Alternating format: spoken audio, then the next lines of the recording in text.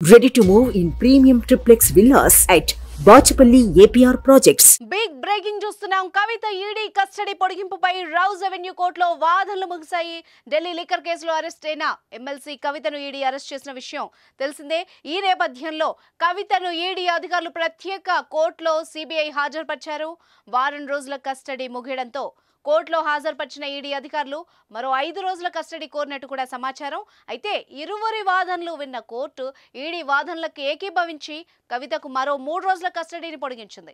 దీంతో ఈ నెల 26 వరకు ఈడీ అధికారులు కవితను విచారించనున్నారు. మద్యం కేసులో ఢిల్లీ సీఎం కేజ్రీవాల్ ను ఇప్పటికీ కస్టడీకి తీసుకున్న విషయం తెలిసిందే. కేజ్రీవాల్ కవితను ఒకేసారి ప్రశ్నించే యోచనలో ఈడీ అధికారులు ఉన్నారు. అయితే మరికొందరితో కలిసి కవితను విచారించాల్సి ఉందని ఈడీ అధికారులు కోర్టుకు పేర్కొన్నారు. కవితను కేజ్రీవాల్ ను ఇద్దరిని కలిపి ప్రశ్నించేందుకు కవిత కస్టడీ పొడిగింపు కోరారు. ఈడీ అధికారులు కవితకు వైద్య పరీక్షలు నిర్వహిస్తున్నట్టు కోర్టుకు తెలిపిన ఈడీ అధికారులు కవితకు వైద్యులు సూచించిన ఆహారాన్ని ఇస్తున్నామని కోర్టుకు వివరించారు. వాదనలు ముగియడంతో సిబిఐ ప్రత్యేక కోర్టు తీర్పు రిజర్వ్ చేసింది. మరోవైపు సిబిఐ కోర్టులో కవిత తరపు న్యాయవాది బెయిల్ పిటిషన్ దాఖలు చేశారు.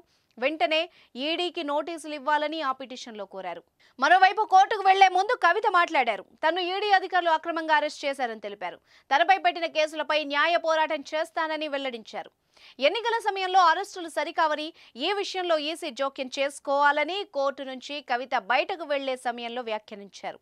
ఇదిలా ఉంటే హైదరాబాద్లోని కవిత బంధువుల ఇళ్లలో ఈడీ అధికారులు 6 గంటల నుంచి సోదాలు నిర్వహిస్తున్నారు. సుమన్ టీవీలో మీ పర్సనల్ అండ్ బిజినెస్ ప్రమోషన్స్ కోసం కింది నెంబర్కి కాంటాక్ట్ చేయండి.